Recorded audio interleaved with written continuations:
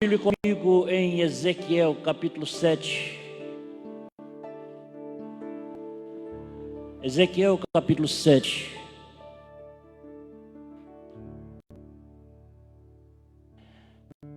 Que Deus abençoe a todos. A Bíblia fala assim do fim dos tempos. Porém, uma coisa nós poderíamos assim alimentá-la e explicar ela dizendo o seguinte: se alguém me perguntasse assim, a mim pessoalmente, esse é o fim dos tempos, eu iria dizer não, ainda não. Porque acontece o seguinte: há muito a acontecer. E o fim dos tempos agora seria para quem? Para aquelas pessoas que estão, como é que eu diria? Que vão participar do arrebatamento. Porque o arrebatamento vai ser uma porta de livramento e de ponto final para a igreja. Vai chegar o momento em que a igreja vai dizer: eu não suporto mais, eu não aguento mais. Está difícil, está doendo muito, eu não tenho como ir até o fim.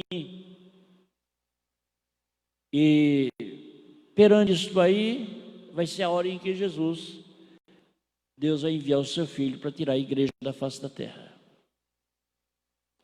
Então, para esses, pode ser o fim dos tempos. Mas para o mundo ainda não é? Pode ser também para aqueles que estão morrendo. Mas o fim vem. Vai chegar o tempo em que o fim virá. Em Ezequiel capítulo 7,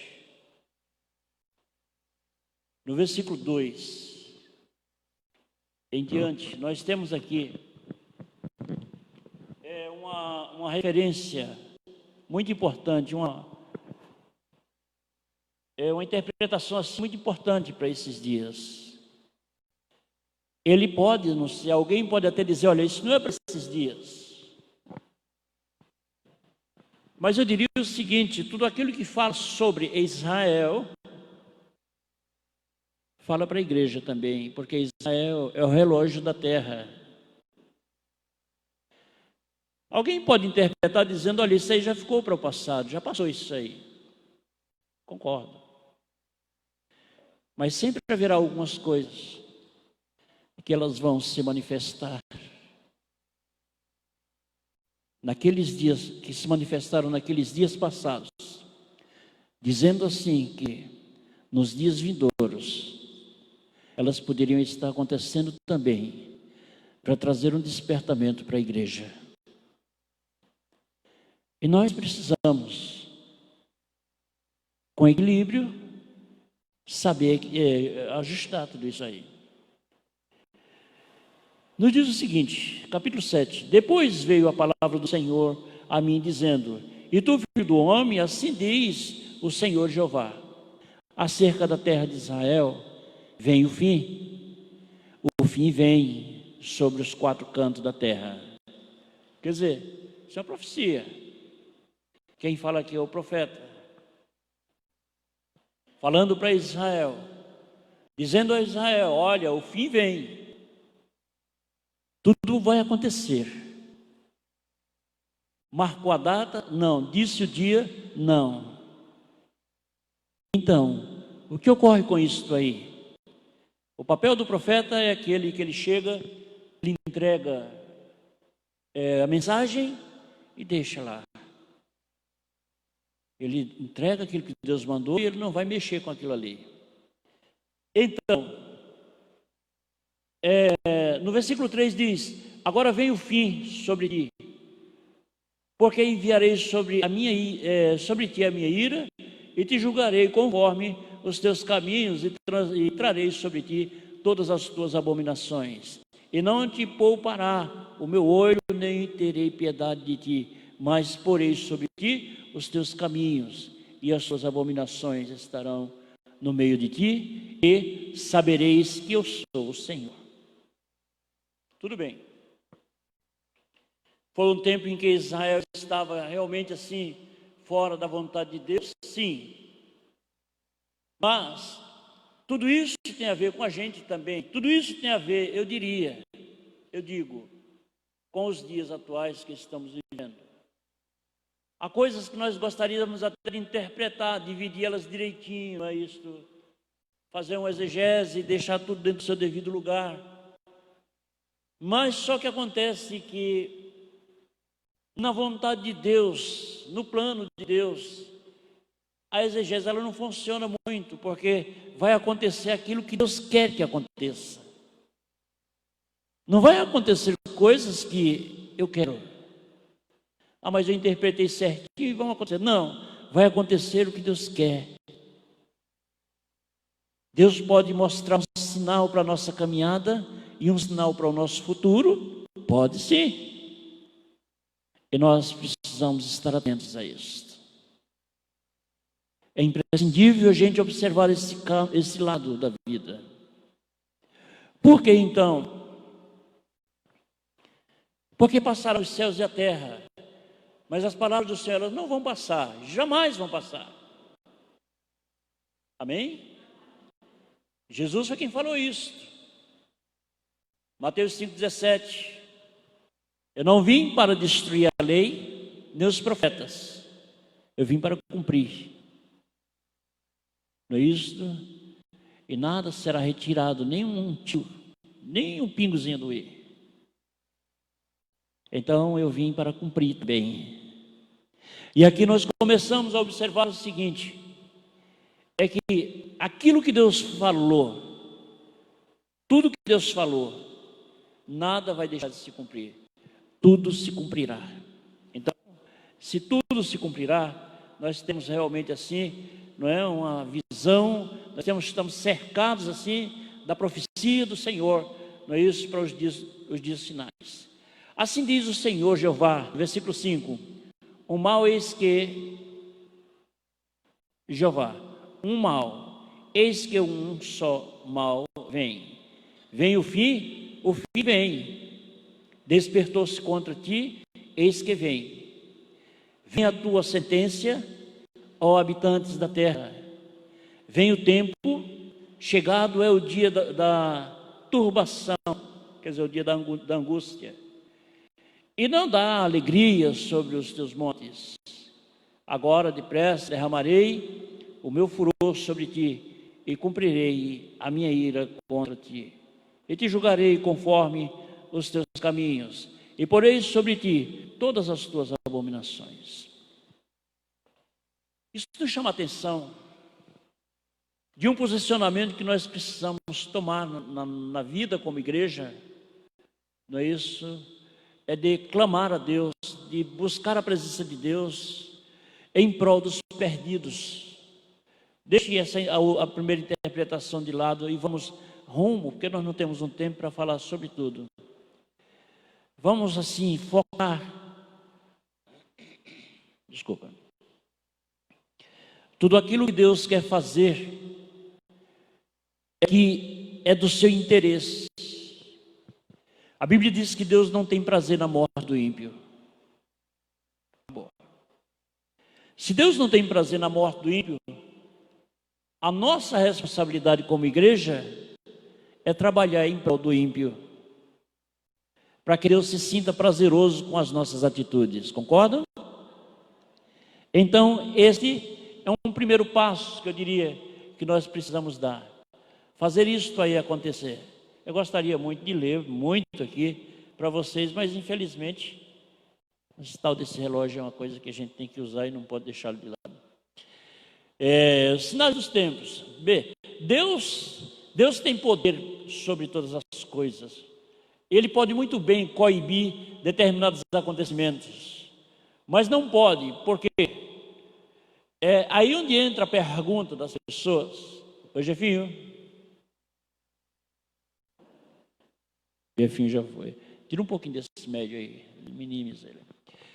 Deus pode muito bem assim coibir ou então impedir que determinados acontecimentos se manifestem? Pode sim, pessoal, porque todo domínio está sobre Deus. Ele é o único Senhor, Ele é quem governa em cima nos céus e embaixo na terra. Amém? Mas só que acontece uma coisa, onde alguns pregadores até falam o oposto. Eu prefiro deixar como a palavra do Senhor fala. Por exemplo, se tem algo escrito aqui, e Deus chega lá e impede o acontecimento. Então, deixa eu tirar comigo, passar para falar sobre mim. Eu vi isto, ou você ouviu isso aqui, há 20 anos atrás. E Deus prometendo que ia fazer aquilo ali. Chegou o tempo do acontecimento. Aí Deus disse, não vou fazer isso acontecer. Então, o que é que muitos vão pensar sobre Deus?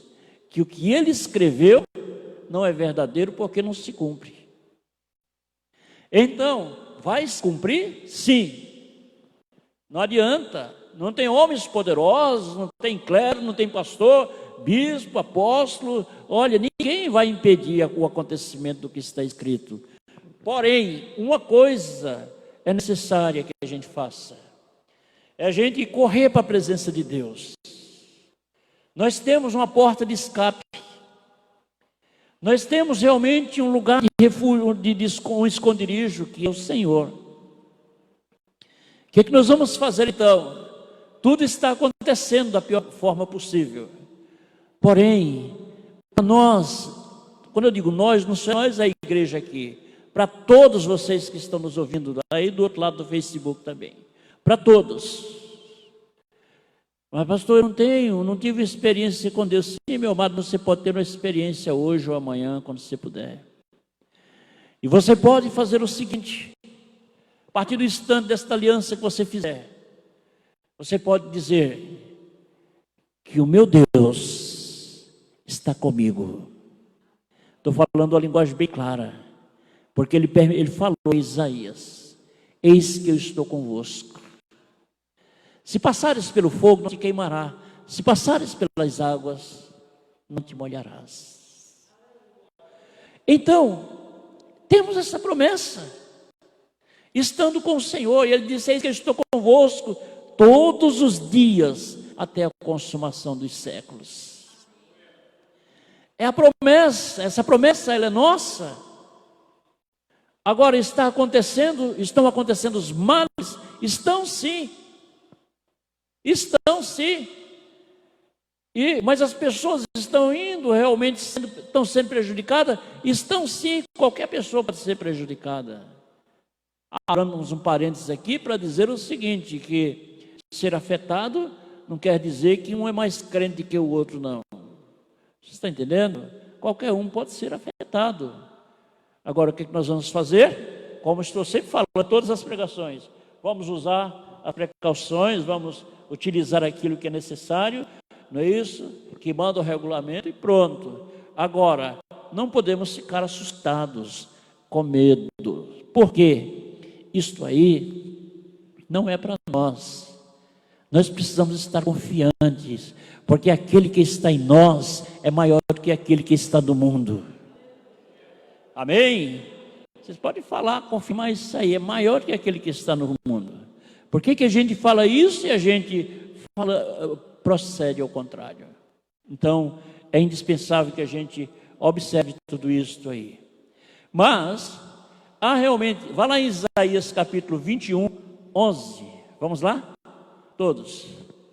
Isaías 21, 11. Nos diz o seguinte: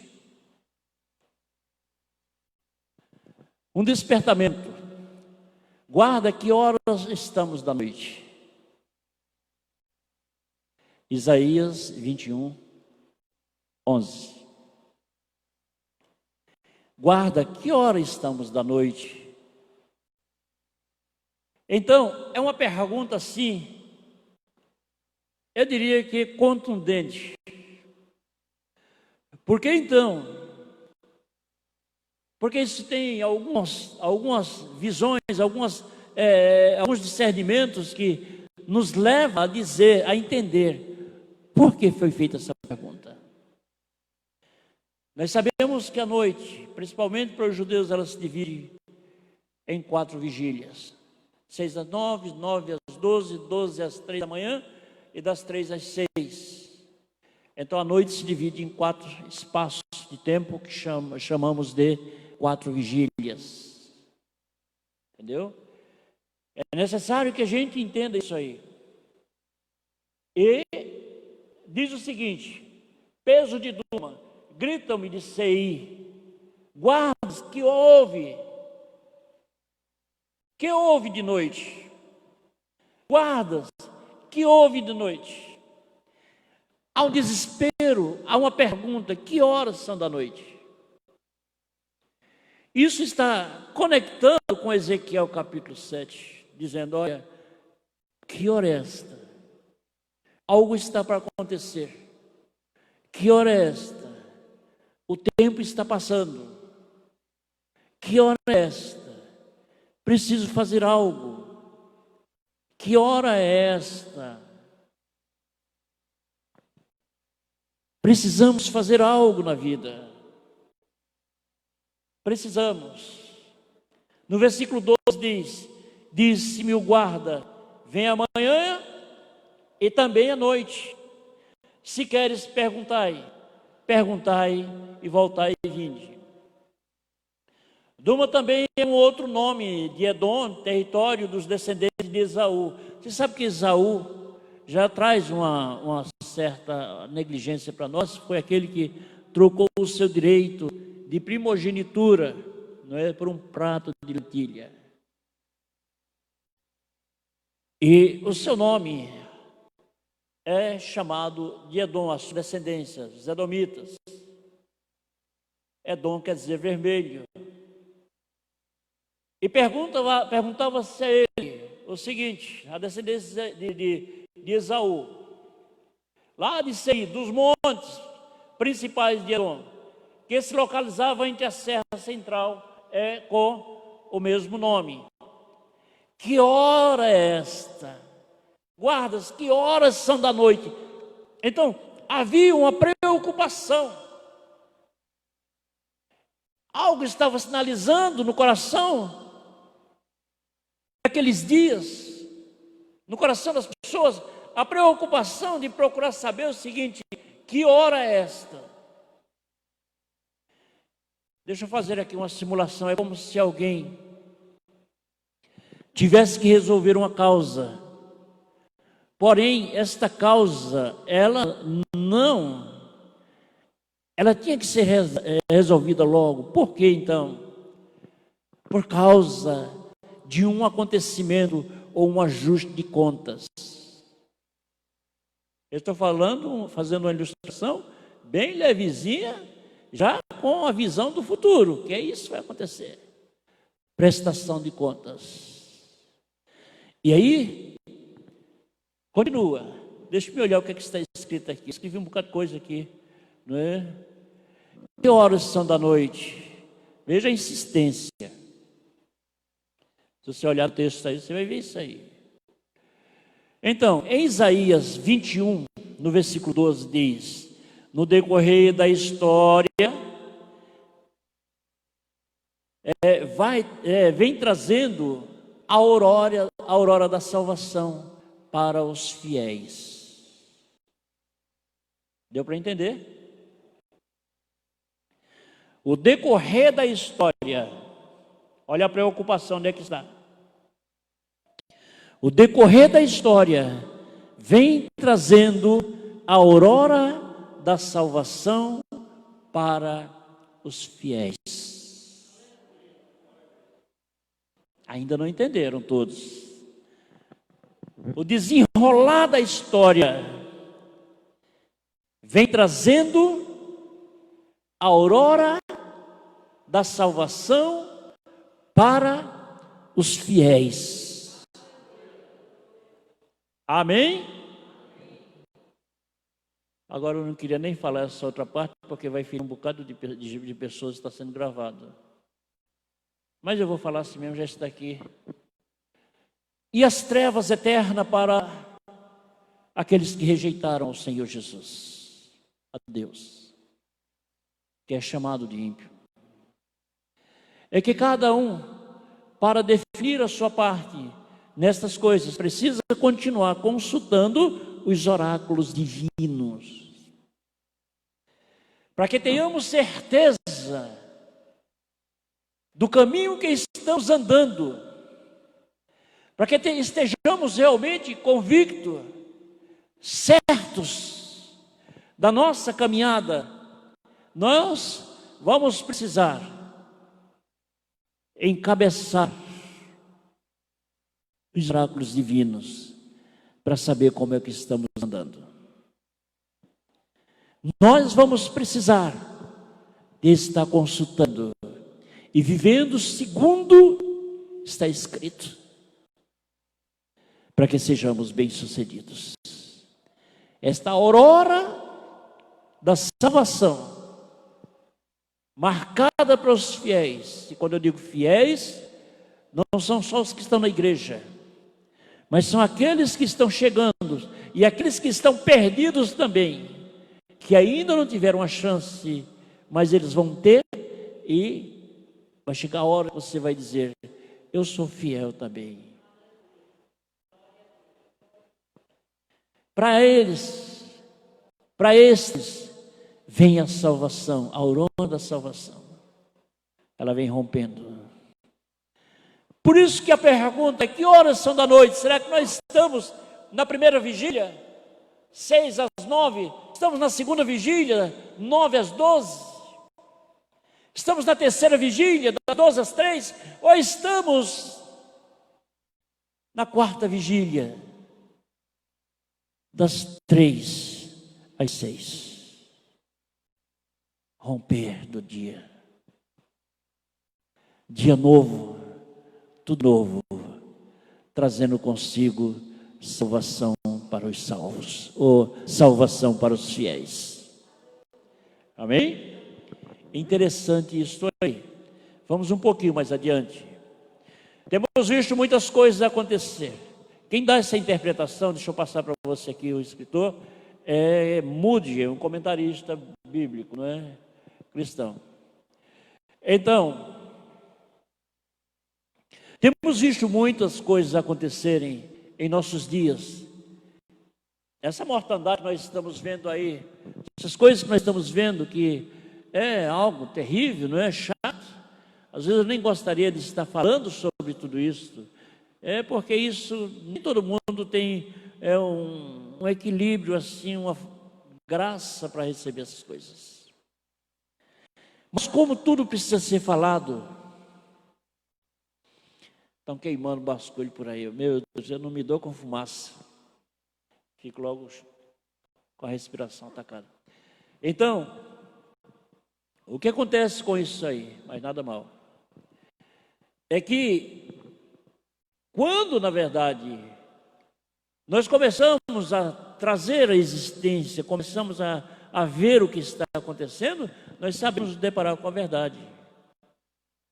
Existe, mas é aquilo que eu falei. Vamos nos manter, como é que eu diria, imunes, muitas vezes. Procure ver, procure se cuidar, procure se alimentar, procure manter a sua imunidade, procure aquilo que é bom para você, para a sua saúde, procure fazer isso aí. Nós já sabemos que nós somos imunes pelo poder de Deus. Sobretudo, quando a gente estiver um com Ele. Agora, mesmo assim, nos momentos assim livres que você tem, use aquilo que vai lhe ajudar a você dar um passo mais adiante. O que, pastor? Eu falo aqui desses paliativos que se usam. Deixa eu abrir um espaço aqui para falar para você. Há tanta coisa, eu sou muito voltado para essa questão natural. E há muitas coisas assim, boas que você pode usar. Por exemplo, eu abro um espaço aqui para mensagem para passar isso para você. Água com limão e bicarbonato. Gargareja aquilo ali 2 vezes, 3 vezes por dia. Gargareja, joga fora. O limão não tem quem resista a ele. O bicarbonato tem um enxofre. E aí você gargareja e pronto. Tem um aí que quase ninguém quer. E eu gosto dele, que eu aprendi na Coreia. Comer alho cru.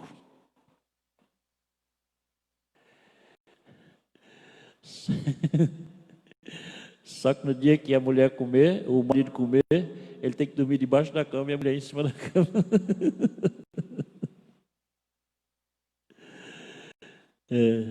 Deixa lá, o pimentão, o pepino e outras coisas que você vai vendo aí, vitamina C. Então, essas coisas, pessoal. Às vezes a gente fica ali voltado só para aquilo que é o natural, do que a gente tem, acostumou com aquilo ali. Entendeu? Usa as medidas de precaução e deixa Deus trabalhar na sua vida.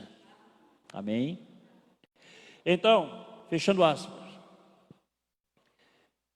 Apocalipse capítulo 6. Vamos lá? Apocalipse capítulo 6. Mostra-nos o quadro atual. Interessante que eu estava falando sobre este. Eu preguei, não sei se alguém lembra, antes da pandemia. Eu preguei esta mensagem aqui. Não é? A igreja talvez não lembre. E, por incrível que pareça, está acontecendo, tão somente essa como uma outra que eu preguei. E ela está acontecendo. Apocalipse, capítulo 6, no versículo 7 e verso 8. Aqui fala do quarto selo. E diz o seguinte, no versículo 7. Quando o cordeiro abriu o quarto selo, ouvi a voz do quarto ser vivente dizendo: venha. Olhei e diante de mim estava um cavalo amarelo. Seu cavaleiro chamava-se como?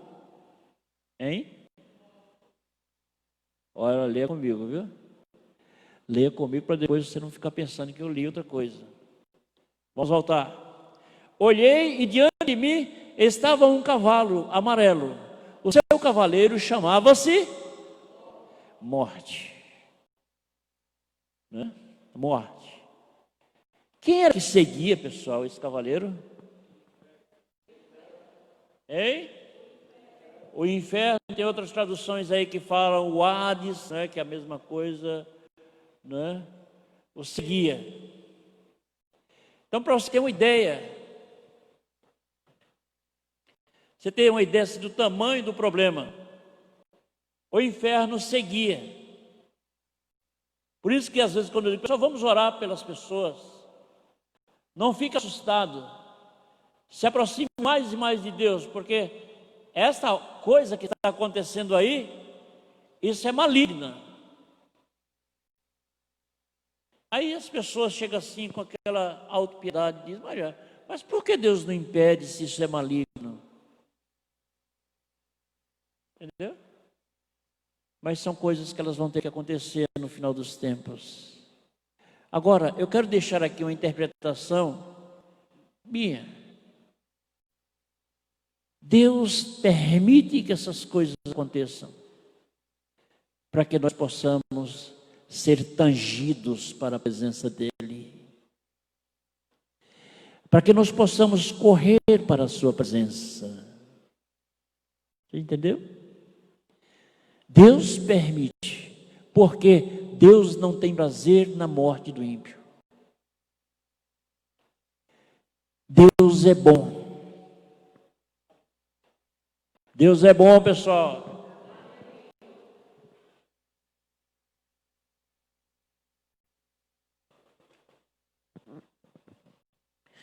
E por ser bom, Ele não vai nos deixar assim à toa, enfrentando qualquer coisa assim ao meu prazer, sem que sejamos realmente assim advertidos, trabalhados e muitas vezes até afetados por uma consequência. Isso é como se Ele estivesse tangendo a gente para perto dEle. Então eu lhe digo o seguinte, essas coisas podem acontecer, mas procede aquela ideia que falei agora há pouco. Nós precisamos estar de olho nos oráculos divinos, porque a salvação, a hora da salvação, ela vem raiando, ela vem amanhecendo, ela vem chegando para os fiéis. Amém? Salvação do inferno, salvação dessas obras do mal, salvação de uma série de coisas, de adversidades que muitas vezes o mundo enfrenta, e Deus dá salvação para você em todos os sentidos. Deus quer salvar você, Deus quer salvar a sua casa, Deus quer salvar a sua família. O nosso problema é que muitas vezes nós queremos viver justamente como o homem natural vive, vivendo a vida assim, sem muito compromisso. E isso não é bom. Por que então? Porque isso nos distancia mais e mais de Deus. Eu estava conversando essa semana o seguinte: estão vendo aqui? Está tudo bem, graças a Deus. Há muita precaução, há muito cuidado. Mas só que tem uma coisa, pessoal: se a gente não tiver cuidado, no final de tudo isto, poderemos ter um relato desagradável de pessoas desviadas. Porque as pessoas vão se acostumando a ficar em casa. E a nossa formação biológica é se encher de comodismo. Vai chegar um ponto em que você vai dizer: eu e a igreja não vou mais não, já estou assistindo pelo Facebook, eu estou ouço pelo YouTube. Se eu não quiser assistir, aí pronto, começam essas coisas. O que acontece? A igreja se desfaz. Que este é o plano do diabo. E nós precisamos estar atentos. Porque quando falamos sobre um assunto como esse, não estamos envolvendo apenas os acontecimentos, mas já estamos falando o futuro amanhã, o futuro da igreja, o futuro das famílias amanhã. Desagrega. Cada um vai para o seu lado. Eu, por exemplo, tenho irmãos aqui na igreja que, se eu encontrar ele por aí, eu não sei se eu conheço mais. É exagero, mas deixa eu falar assim. Você está entendendo? E aí o que acontece? Não é bom. Alguns estão passando por dificuldades, sim. Alguém foi afetado? Sim, eu creio. Ou tem algum problema de um outro problema qualquer? Né? Mas acontece o seguinte: uma coisa vai conectando com a outra, porque o anticristo, quando ele tomar o seu lugar de governo, ele quer ver todo mundo desapoiado, desagregado. Ele quer ver todo mundo assim, sem ação, sem força, sem atitude. Quer ver um povo que seja realmente de você congregar? Não, que nada, eu estou aí. Ele quer um povo desengrejado, quer um povo descomprometido, quer um povo que não tenha realmente assim a visão de congregar. E aí começam a surgir as dificuldades. Isto é uma presa fácil para o adversário. Isto é justamente assim um prato cheio para ele. Estamos orando aí pelas crianças, porque é uma área que inspira cuidado. E nós precisamos estar acordados para isso. Vamos voltar ao nosso assunto. No versículo 8 diz: olhei, diante de mim estava um cavalo amarelo, o seu cavaleiro chamava-se Morte, e o inferno seguia de perto, ou o Hades o seguia de perto. Foi-lhe dado poder sobre a quarta parte da terra, para matar por quê? Pela espada. Eu preguei sobre isso aqui já. Antes da pandemia eu preguei sobre isso aqui. Pela espada, pela fome, por pragas e por meio de animais selvagens. E por incrível que pareça, está tudo chegando junto, não é? Por incrível que pareça, está tudo se encaixando. Às vezes eu quero dizer o seguinte, que nós vamos ter assim um final desse negócio coronavírus, essas coisas estão acontecendo aí, mas parece que ela dá 2 passos para frente e 5 para trás. Fica igual bêbado, não é? O elemento, quando ele se embriaga, ele vai na frente, dá 2 passos para frente, depois dá 5 para trás. Não sai do lugar. E sobretudo, no meio do auge dessa praga aí, vem uma ameaça lá do outro lado. Que se sabe que o Uruguai, se você quiser, você vai até por terra para lá. Quando a gente sai de Porto Alegre, entra em Santa Maria, então é perto, nos congressos, nas conferências, as pessoas estão lá. Elas vêm pelo chão. Então divide Uruguai, Argentina, todo mundo perto ali. E vem essa ameaça de pragas como estão aqui. Alguém pode dizer, não, pastor, mas isso aí sempre existiu. Isso aí pode ser alguma coisa assim. Começam a inventar, a chutar. Olha, se sempre existiu, é algo que está plantado ali, reservado para um dia futuro aparecer, para despertar a humanidade.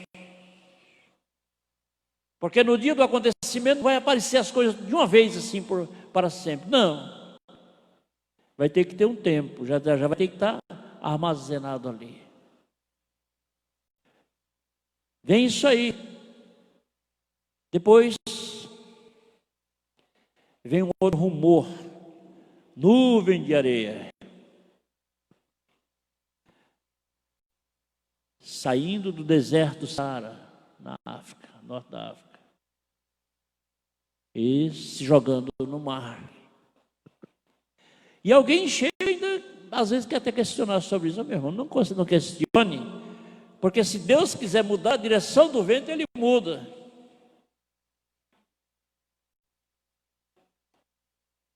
Ele muda para impedir e Ele muda para avançar para o nosso lado. Porque o problema todinho está aqui, pessoal, ó, lá dentro, a dureza. Mesmo a gente sabendo o que é, a gente não assume. Mesmo a gente sabendo que aquilo ali é realmente um juízo de Deus, nós não queremos aceitar. Claro que se nós estamos em Cristo, nós não precisamos aceitar isso aí. Quando eu digo aceitar, é concordar que aquilo ali está vindo com um despertamento ou uma punição para os duros de coração. E muitas vezes a gente não quer, a gente subestima, não, deixa para lá. Porque enquanto a gente estiver, não, mas deixa para lá, a gente vai afundando mais ainda. E é assim que as coisas vão acontecendo. Porque enquanto você pode estar em terra firme, todo mundo pode dar um socorro. Quando você cair no alto mar, vai ficar difícil de alguém lhe socorrer. Não, mas aí o vento não vai mudar. Olha, quantas vezes a gente vai voando, não é, próximo de áreas desertas, e o comandante diz, olha, ataca o cinto, por quê? Nós estamos diante de uma turbulência, não é? Existe turbulência que parece que você vai numa estrada de chão, sacode para tudo quanto é lado. E passa a turbulência, e você não sente nada. A nave não balançou. Aqui não é o caso, mas lá para cima sim. A nave não balançou. E às vezes eu fico pensando, puxa vida, era um vento de muita velocidade, não aconteceu nada. Mas você sabe por quê? Naquele exato momento, houve um desvio do vento. O sinal veio, mas não aconteceu. Da mesma forma, esta nuvem, ela pode também desviar do lugar que está e nos cobrir. Agora imagine você coberto com uma nuvem de poeira, meu Deus, pelo amor de Deus. Só o ar contaminado já atrapalha a gente, porque nós precisamos do ar para respirar. E se nós temos que orar, né? Para não nos ver diante de situação como essas. E eu digo a você uma coisa, não estou querendo aqui estar assustando ninguém, mas a gente precisa se preparar. Nós precisamos estar diante de Deus, porque isto ainda não é o fim. Biblicamente isso é chamado de princípio das dores. Início das dores. Se é o princípio, como vai ser do meio para o fim? Hein? O que eu digo, igreja, pessoal, vamos estar atentos. Vamos estar assim com os nossos olhos abertos, buscando realmente aquilo que tem que ser feito, fazer aquilo que tem que ser feito, o que Deus quer que façamos. Vamos fazer isso aí acontecer. Vamos nos colocar diante de Deus. Vamos nos render perante a presença do Senhor. Porque muitas vezes a gente vive uma vida que ela não tem lá tanta expressão, tanta coisa. Não é? A gente não liga muito para isso aí. E eu quero dizer o seguinte, como falei no início, os oráculos divinos, eles precisam ser consultados para nos dizer justamente qual será o nosso direito e aonde é que nós estamos realmente entrando e o que precisamos fazer. Só a palavra do Senhor pode nos dar essa direção. Você crê? Então, nós precisamos, não é isso? Andar por esse caminho, por esse lado. Não é? Porque deixar de lado isso aí não é funcional para nós, não. Não é bom. Nunca foi e nunca vai ser. Entendeu? Nunca vai ser. Então eu peço a você uma coisa interessante. Chegou o tempo em que a igreja precisa decidir. Chegou o tempo em que a igreja precisa se declarar: eu sou e não abro mão, eu sou do Senhor e não há outro após Ele, eu não tenho outro Deus diante de mim, eu só tenho o meu Deus. É o tempo da igreja declarar isso aí, pessoal. É o tempo da gente ter certeza: olha, quer me matar, me mate, mas o meu Senhor eu não abro mão dele, eu não largo Ele por nada. Que venham as ameaças, que venham uma série de coisas que poderão vir, mas eu não vou deixá-lo. Por isso que eu tenho falado para a igreja o seguinte: acorda, para que você seja realmente essa pessoa segura, provada e aprovada, para estar segura todo o tempo diante de Deus. Porque existem crentes que eles falam o seguinte: enquanto eles estão sendo abençoados, oh, que maravilha, aleluia, pulam, não é isso? Dançam, cantam, levantam as mãos, fazem uma série de coisas. Mas quando chega na hora do aperto, do deserto dele, aí então agora ele se acha lá embaixo. Ele perde todo o estímulo, ele perde toda a força, ele perde todo o avanço, ele perde os planos, ele perde a visão de estar diante de Deus, ele perde a motivação de servir a Deus, ele perde realmente a força de estar com o Senhor. Fica à toa assim, só olhando para o alto. O que é que eu vou fazer? Essas coisas acontecem. E acontecem em larga escala. Vamos lá em Joel capítulo 1. Vamos ler alguns versículos aqui. Eu falei sobre isso aqui a semana passada, mas eu queria dar somente uma pinceladazinha aqui, para você entender justamente que esse texto fala sobre uma crise da época, e em tempo de crise, Deus nos chama para fazer acontecer assim a reconciliação. Deus nos chama para um concerto. Deus nos chama para estar diante dele em espírito e em verdade. Se você ler o primeiro versículo, capítulo 1, o primeiro versículo, até o versículo 4, você vai ver aqui o que os gafanhotos fizeram, não é isso? Por que os gafanhotos tiveram essa autoridade de fazer tudo isso aí? Porque eles viram justamente, não é isso? Que isso aqui eu considero como principados, demônios. Eram gafanhotos, sim, só que motivados pelos espíritos, pelos demônios. Os demônios usam os animais, usam sim. Não é? Não vamos entrar nesse detalhe não, senão a gente vai ter que falar sobre o demônio gadareno e outra coisa mais. Mas vamos aqui.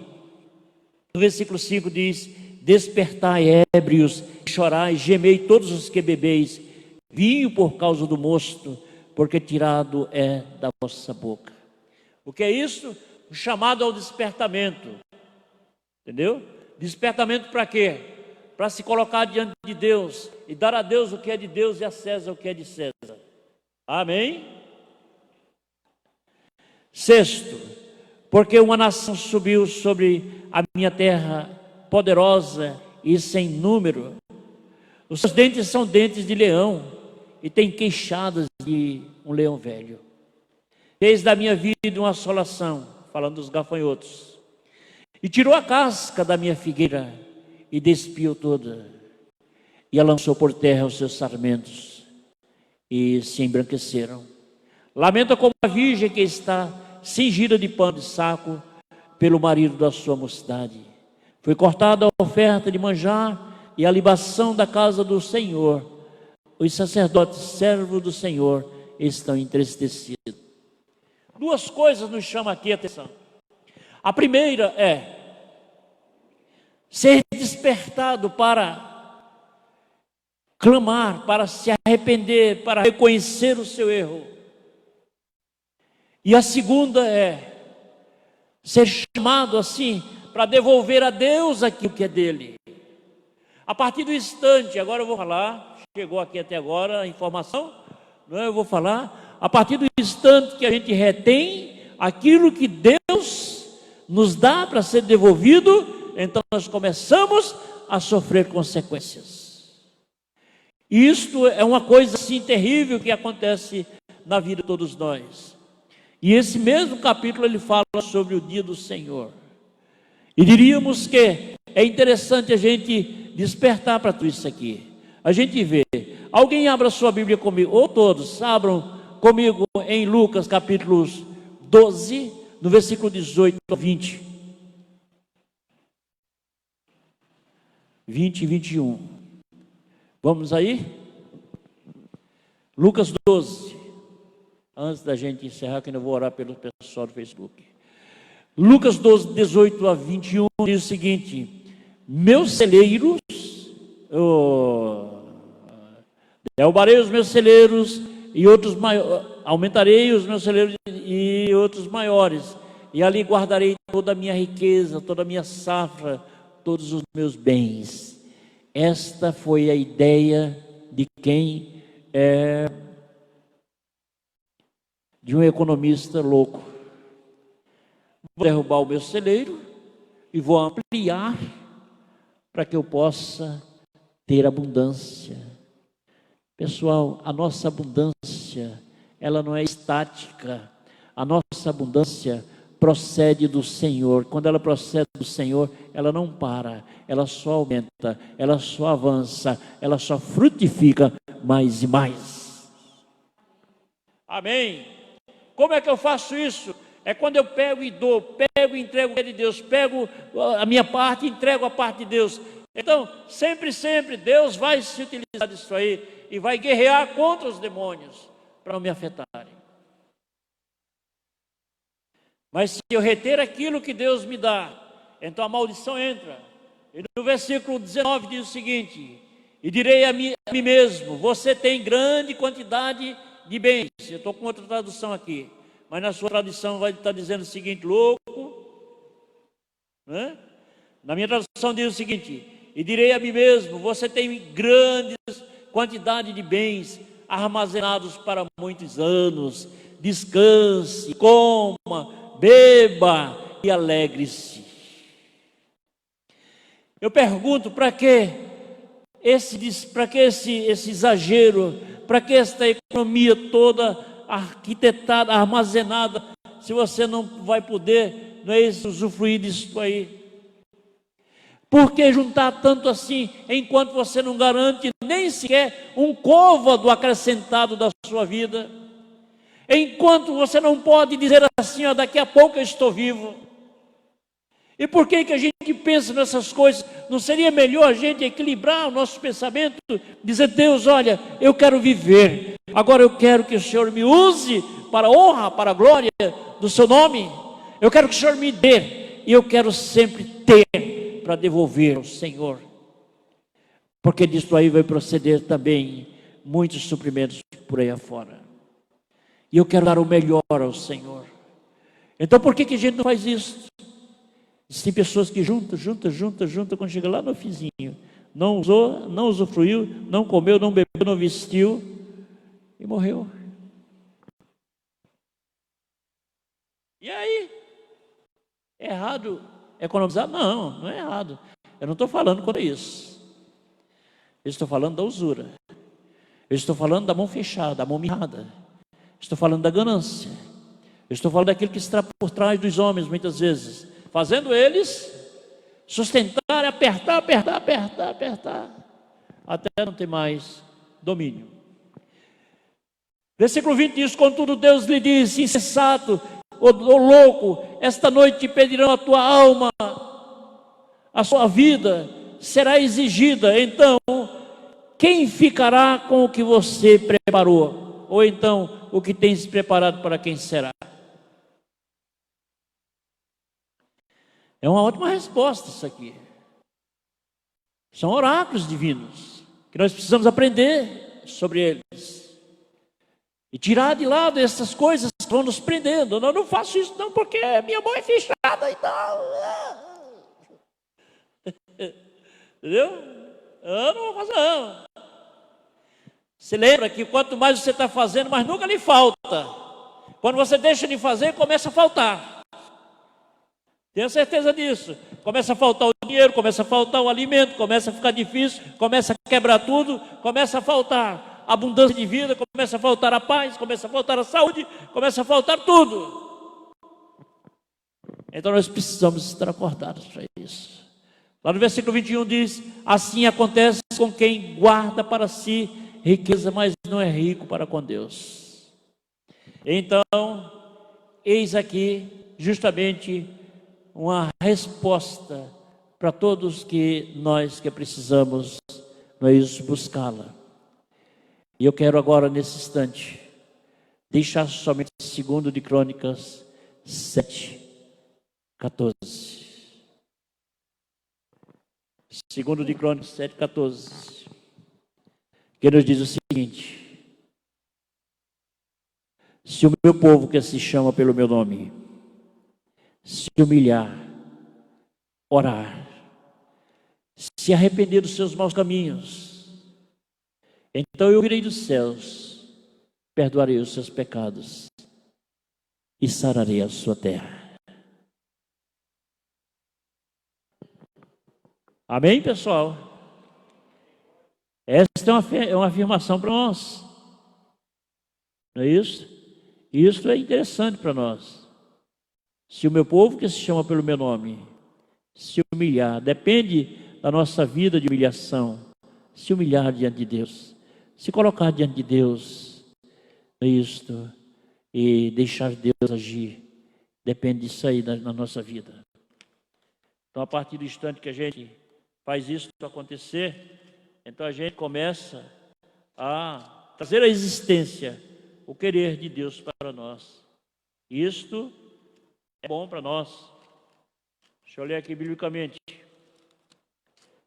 Quando diz o seguinte: se o meu povo, que se chama pelo meu nome, se humilhar e orar, buscar a minha face e se converter dos seus maus caminhos, então eu virei dos céus, perdoarei os seus pecados e sararei a sua terra.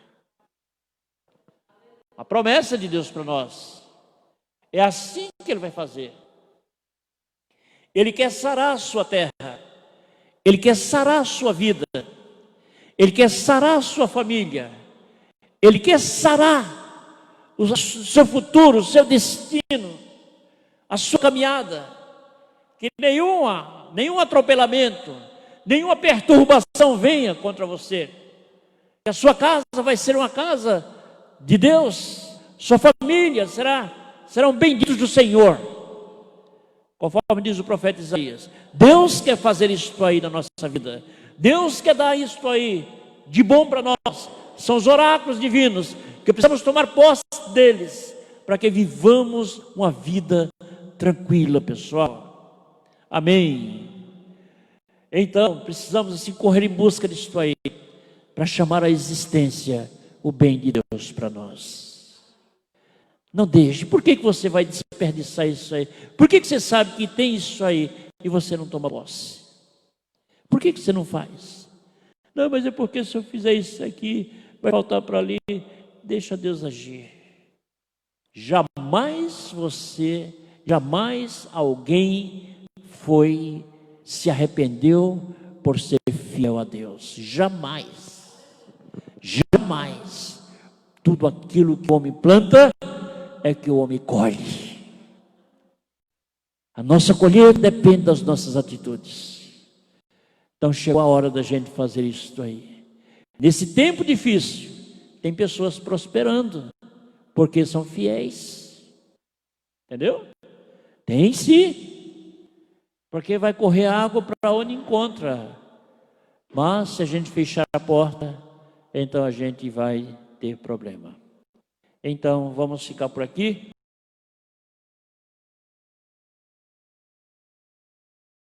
Eu vou convidar a igreja assim a curvar a sua cabeça, sentados mesmo. E queremos assim orar neste momento por todos, orar pela igreja, orar por todas as pessoas. Para a gente encerrar. Pai, aqui estamos na sua presença. Nós queremos, Deus, nesse instante, Senhor, no nome de Jesus, declarar, Senhor, que a graça do Senhor vem agora sobre as nossas vidas, Pai. Meu Deus, nós queremos assim ver a ministração da Tua palavra sobre a nossa vida, Pai.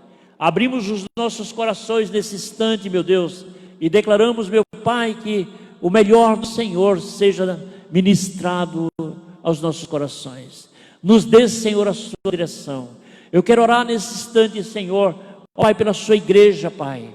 Tome as famílias que estão aqui representadas, Senhor. Tome aqueles que não puderam estar aqui e aqueles que virão para o segundo culto, Senhor. Deus, tome em tuas mãos o teu povo. Ministra, meu Deus, o teu poder nesta tarde, nesta noite. Dá o melhor, Senhor, aos teus filhos. Glorifica, Deus, o teu santo nome na vida de todos. Pai, é nesse instante que nós entramos diante da sua presença e chamamos à existência, meu Pai, o melhor do Senhor para todos nós. Pai amado, quero orar nesse instante, Senhor, em nome do Senhor Jesus, por essas pessoas que estão do outro lado, no Facebook, assim nos assistindo, Pai. Toma, Senhor, ó Pai, desde os pastores, bispos, apóstolos, profetas, ó Deus, evangelistas, diáconos, as igrejas, Pai. Toma, Pai, os teus filhos em tuas mãos. Manifesta, Deus, o teu poder sobre toda e qualquer igreja. Oramos neste momento também pela Igreja Universal do Reino de Deus, Pai. Devido àquele atentado, ó Pai, aquele levante que eles sofreram, ó Pai, na África. Toma em tuas mãos, meu Pai, e manifesta o teu poder, Senhor. Manifesta, Deus, a tua graça. Reina, Deus, no nome de Jesus, sobre aquela pessoa que está querendo tomar a iniciativa agora de entregar a sua vida a Jesus, aonde ele estiver nos ouvindo, Pai, que esta pessoa seja alcançada, seja tomada pela presença de Deus. Que a paz de Cristo reine sobre este coração, que você seja perdoado e que o amor de Deus seja derramado sobre você. Em nome de Jesus Cristo.